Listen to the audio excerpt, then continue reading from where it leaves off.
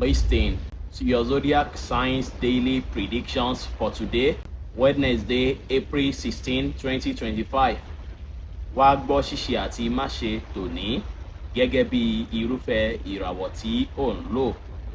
Mo kí Ọlọ́run Ọba, mo ṣèbà Olódùmarè, ìbà akọ́dá ayé, ìbà ṣẹ̀dá ọ̀run. Mo ṣèbà Ọ̀rúnmìlà, atórí ẹni tí ò sunwọ̀n ṣe. Mo júbà ọkùnrin, mo júbà obìnrin. Mo kí gbogbo ojú tó ń wò mí níbikíbi tí ẹ ti ń gbọ́ mi káàkiri àgbáńlá ayé. Èyí ni ìwádìí ojoojúmọ́ fún gbogbo ìràwọ̀ pátá àti ṣíṣe àti máṣe fún gbogbo ìràwọ̀ pátá ti tòní, tí ń ṣe ọjọ́ Wednesday, April 16 ọdún 2025 tí a wà nú ẹ̀ yìí. Ẹ̀yin tẹ́ ń wò mí pátá, ẹ dákun ẹ dábọ̀ ẹ bá ń share fídíò yìí kó kárí ilé kó kárí oko, kó lè jẹ́ ìwúlò àti àǹfààní fún ọ̀pọ̀lọpọ̀ ènìyàn. Bẹ́ẹ̀ sì ni kí ẹ má gbàgbé láti follow kí ẹ sì subscribe kẹ́lẹ́ pẹ̀ láwọn tá máa jàǹfààní onírúurú fídíò tá à ń fi léde lójoojúmọ́ fún ìdàgbàsókè ìjọmọ ènìyàn. Ẹ̀yin tẹ́ sì fẹ́ ṣèwádìí onírúurú láǹfààní láti kàn sí wa ní WhatsApp 09033897161. Ẹ̀yin tẹ́ ń lò ràwọ̀ iná tó kanranyan Harris, ẹ̀yin tá a bí láàrin March 21 sí April 20. Múdùn yín máa dára púpọ̀ lọ́jọ́ tòní. Àwọn àìdíà tí ẹ̀ ní tẹ́ ń lò lásìkò yìí ó ṣeé ṣe káwọn àìdíà náà kí ó wá sí ìmúṣẹ, tí yẹn sì máa jẹ́ kẹ́ wà very active. Ọjọ́ tòní wá jọjọ́ tó dára púpọ̀ láti fi ṣiṣẹ́ lórí àwọn pílánù tẹ́tí ní látijọ́ mẹ́ta. Bẹ́ẹ̀ sì ni lénìí ó dára kí ẹ múra dáadáa, kí ẹ dùn rí. Ẹ má sọ̀rọ̀ òdì àbí ọ̀rọ̀ ẹ̀tọ́ sẹ́nikẹ́ni lénìí. Ẹ ṣe dáadáa sáwọn èèyàn kí ẹ sì wá ìrọ̀rùn láwùjọ yín pẹ̀lú. Grey jẹ́ kọ́lọ̀ tó dára jù fún yín láti wọ̀ láṣọ lónìí. Aago 11 láàárọ̀ sí aago 12 ní ọ̀sán ní àkókò èyí tó dára jù fún yín láti fi ṣe ohun tó ṣe kókó, tó ṣe pàtàkì jù nínú ìgbésí ayé yín ní ọjọ́ tòní. Ẹ̀yin tẹ́ ń lò ràwọ̀ erùpẹ̀ alámọ̀ Taurus, ẹ̀yin tá a bí láàrin April 21 sí May 20. Ẹ̀yin tẹ́ jẹ́ single, ó ṣeé ṣe kí ẹ ṣalábàápàdé ènìyàn kan bóyá níbi ìpéjọpọ̀ kan tàbí níbi patí kan lọ́jọ́ tòní, tó ṣe é pé tẹ́ bá pàdé wọn lẹ́sẹ̀kẹsẹ̀ ni ẹ máa ní connection ìfẹ́ yẹn láàrin ẹ̀yin méjèèjì. Lọ́jọ́ tòní kẹ́ wá kíyèsára, kí ẹ wòye sẹ́ni náà dáadáa. Ẹ má sì torí pé bẹ́ẹ̀ ṣe rí wọn, bẹ́ẹ̀ ṣe sáré nífẹ̀ẹ́ wọn yẹn kẹ́ sáré kọlù rárá o. Ẹ farabalẹ̀ dáadáa, ẹ má dédé pinnu àbí sọ pé lágbájá I must marry you àti bẹ́ẹ̀ bẹ́ẹ̀ lọ. Ní ọ̀dọ̀ ẹ̀yin tó sì jẹ́ pé ẹ jẹ́ olólùfẹ́ tẹ́lẹ̀, lọ́jọ́ tòní ìfẹ́ yín á túbọ̀ peléke sí. Ìbáṣepọ̀ tó dánmọ́rán máa wà láàrin olólùfẹ́ méjì tó jẹ́ Taurus lọ́jọ́ tòní. Mo sì tún fàkókò yìí mo fi ń kí ẹ̀yin tó ṣe wípé ẹ máa pàdé olólùfẹ́ tí yín lénìí tí ẹ sì máa ṣègbéyàwó láìpẹ́ náà. Mo fi ń kí yín kalẹ̀ pé happy married life in advance. Ẹ wá free mind yín, kí ẹ ṣe dáadáa sáwọn èèyàn, kí ẹ jẹ́ kára yín yá gágá, kí ẹ sì pa àwọn àṣírí kọ̀ọ̀kan yín mọ́ lọ́jọ́ tòní. Aago 2:20 ní ọ̀sán sí aago 4 ní ọ̀sán ní àkókò èyí tó dára jù fún yín láti fi ṣe ohun tó ṣe kókó, tó ṣe pàtàkì jù nínú ìgbésí ayé yín lónìí, tí kọ́lọ̀ dark blue sì jẹ́ kọ́lọ̀ èyí tó dára jù fún yín láti wọ̀ láṣọ ní ọjọ́ tòní. Ẹ̀yin tẹ́ ń lò ràwọ̀ afẹ́fẹ́ aláwàdà Gemini, ẹ̀yin tá a bí láàrin May 21 sí June 21. Ọ̀rẹ́ àti mọ̀lẹ́bí wọn á ṣe dáadáa sí yín púpọ̀ lọ́jọ́ tòní. Ó dára púpọ̀ kẹ́ lo àkókò àti ìgbà ọjọ́ tòní pẹ̀lú àwọn tó ṣe pé wọ́n ti ń wá kẹ́ wà pẹ̀lú wọn látijọ́ mẹ́ta. Bẹ́ẹ̀ sì ni lọ́jọ́ tòní ẹ máa ní free time dáadáa, tẹ́ sì lè lo àkókò tẹ́ free yẹn láti fi ṣe èyí. Ẹ rẹra yín nílẹ̀ kẹ́ ṣe dáadáa sáwọn èèyàn, ẹ pàṣírí kọ̀ọ̀kan yín mọ́. Bẹ́ẹ̀ sì ni kí ẹ má sọ̀rọ̀ àsọjù ní àwùjọ rárá lọ́jọ́ tòní. Aago 7:15 sí aago 8 àṣálẹ́ kù ìṣẹ́jú 15 ní àṣálẹ́ ní àkókò èyí tó dára jù fún yín láti fi ṣe ohun tó ṣe kókó, tó ṣe pàtàkì jù nínú ìgbésí ayé yín ní ọjọ́ tòní, tí kọ́lọ̀ white sì jẹ́ kọ́lọ̀ èyí tó dára jù fún yín láti wọ̀ láṣọ ní ọjọ́ tòní.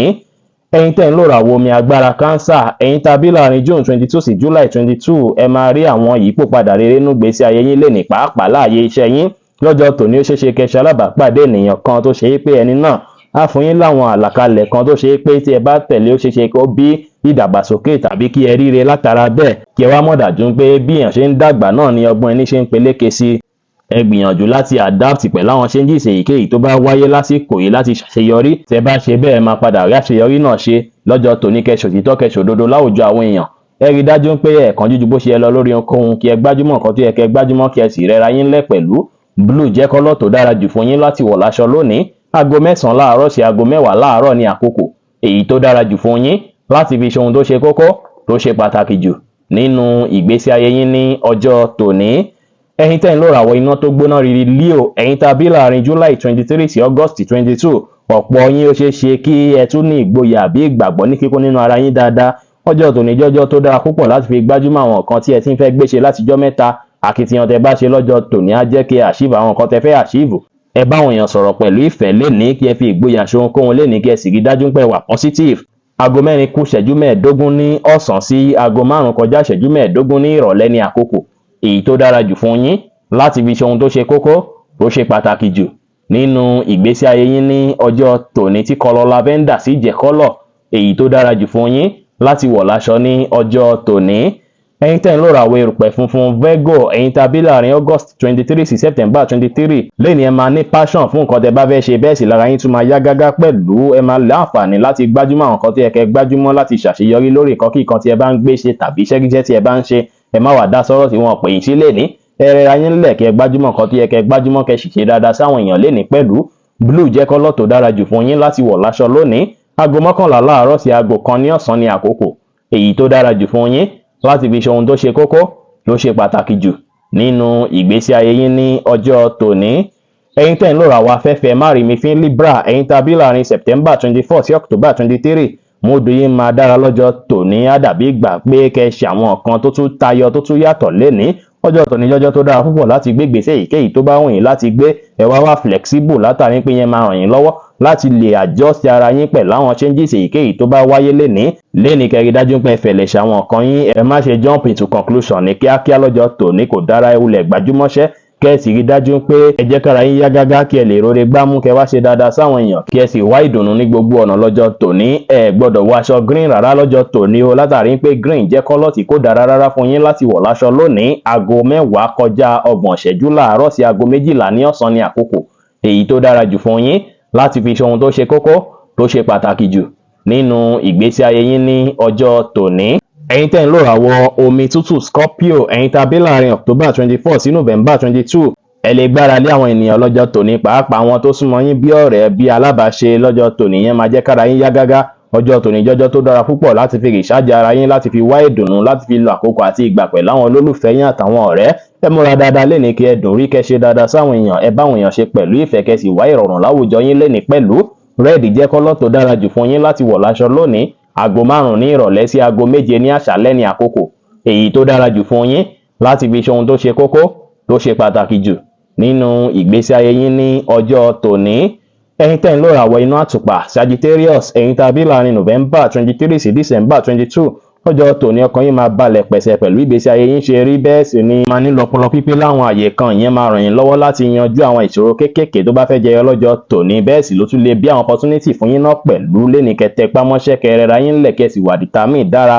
Aago 9 láàárọ̀ sí aago 10 láàárọ̀ ní àkókò èyí tó dára jù fún yín láti fi ṣe ohun tó ṣe kókó tó ṣe pàtàkì jù nínú ìgbésí ayé yín lónìí tí kọ́lọ̀ red sì jẹ́ kọ́lọ̀ èyí tó dára jù fún yín láti wọ̀ láṣọ ní ọjọ́ tòní. Ẹ̀yin tẹ́ ń lò ràwọ̀ erùpẹ̀ eléruku Capricorn, ẹ̀yin tàbí láàrin December 23 sí January 19 ó ṣeé ṣe kí ẹ má wulẹ̀ ní ìfọ̀kànbalẹ̀ dáadáa tó lọ́jọ́ tòní látàrí pé àwọn kan tó wá fẹ́ fa ròyìnròyìn lè fẹ́ ṣẹlẹ̀ lọ́jọ́ tòní lóríṣiríṣi ṣùgbọ́n o tí eléyìí bá dàbí ìgbà kọjọ́ tòní yóò dára rárá. Ẹ wulẹ̀ rí dájú pé ẹ mú nǹkan ẹyọ kan kẹ má kọrin méjì bọ́ná lẹ́ẹ̀kan ṣoṣo tí yẹn bá sì dàbí ìgbà pé kò wulẹ̀ ran nǹkan tó fẹ́ ṣẹlẹ̀ lónìí lọ́wọ́ rárá. Ẹ lè béèrè ìrànwọ́ látọ̀dọ̀ àwọn tí ẹ bá finú tán tẹ fẹ́ràn lọ́jọ́ tòní. Ẹ wá rí dájú pé ẹ wulẹ̀ gbé gbogbo ọkàn yín sáwọn nǹkan tó ń ṣẹlẹ̀ lásìkò yìí tó ṣe yín pé ó rí bákan látàrí pé kò sí nǹkan kíkan tó wà permanent gbogbo eléyìí máa tó kẹ́sẹ̀ kúrò ńlẹ̀. Ẹ wá rẹra yín lẹ̀ kẹ́ rí dájú pé ẹ ṣe nǹkan yín létòlétò kẹ́ sì kíyèsára pẹ̀lú ìbínú àbí àǹkanra ju bó ṣe yẹ lọ. Blue jẹ́ kọ́lọ̀ tó dára jù fún yín láti wọ̀ láṣọ lónìí. Aago 4 ní ìrọ̀lẹ́ sí aago 6 ní ìrọ̀lẹ́ ní àkókò èyí tó dára jù fún yín láti fi ṣe ohun tó ṣe kókó tó ṣe pàtàkì jù nínú ìgbésí ayé yín ní ọjọ́ tòní. Ẹ̀yin tẹ́ ń lò ràwọ̀ afẹ́fẹ́ oníbínú Aquarius, ẹ̀yin tàbí láàrin January 20 sí February 19 lọ́jọ́ tòní á ṣe yín bí ìgbà pé kẹ́ gbé ìgbésẹ̀ kan gbòógì tẹ́ tí ń fẹ́ gbé bẹ́ẹ̀ sì ní lọ́jọ́ tòní ẹ lè máa wò pé kò sí kíkan tẹ́ lè dà láyé lọ́jọ́ tòní bí ìgbà pé gbogbo nǹkan tẹ́ ń fẹ́ kó ti tó yín lọ́wọ́ bí ìgbà pé gbogbo nǹkan tẹ́ ń fẹ́ ilé kíkọ́ ni mọ́tò rírà nǹkan ńláńlá tẹ́ ń fẹ́ ní gbogbo ẹ̀ kó ti tó yín lọ́wọ́ ló máa rí.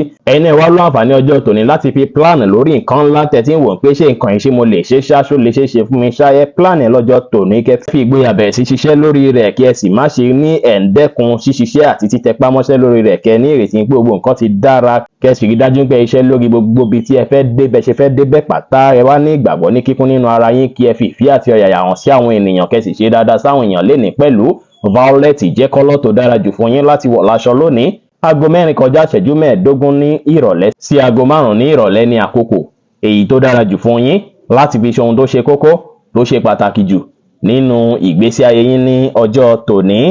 Ẹ̀yin tẹ́ ń lò ràwọ̀ omi tí kì í ru Pisces, ẹ̀yin tàbí láàrin February 20 sí March 20 lénìí ó ṣeé ṣe kí ó dàbí ìgbà pọ̀kan yín pòrúurú bákan kí mood yín rí bákan látàrí pé ẹ̀yin gan fúnra yín ẹ ti lè tètè ní mood swing jù. Lénìí ó ṣeé ṣe kó ṣe pé bóyá àwọn tẹ́ ń expect nǹkan kan lọ́dọ̀ wọn àbí bẹ́ẹ̀ ní táìmù dáadáa tàbí kẹ́yìn náà ti máa expect nǹkan ju bó ṣe yẹ lọ látọ̀dọ̀ èèyàn tẹ́nìyẹn lè fẹ́ já yín kunlẹ̀ díẹ̀. Ẹ wá kíyèsára gbogbo àánú kọ́ léèyàn ń ṣe kíyèsára pẹ̀lú ojú àánú lénìí.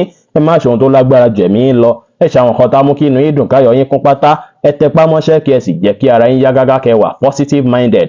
Royal blue jẹ́ kọ́lọ̀ tó dára jù fún yín láti wọ̀ láṣọ lónìí. Aago 1 ní ọ̀sán sí aago 2 ní ọ̀sán ní àkókò èyí tó dára jù fún yín láti fi ṣe ohun tó ṣe kókó tó ṣe pàtàkì jù nínú ìgbésí ayé yín ní ọjọ́ tòní.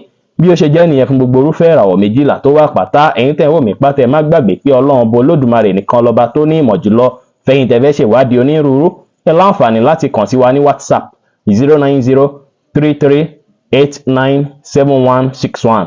Ire gbogbo ajẹ́ tiwa lónìí, lọ́sẹ̀ yìí, lóṣù yìí àti ní gbogbo ọjọ́ ayé wa láṣẹ Ìdùmarè. Ire o.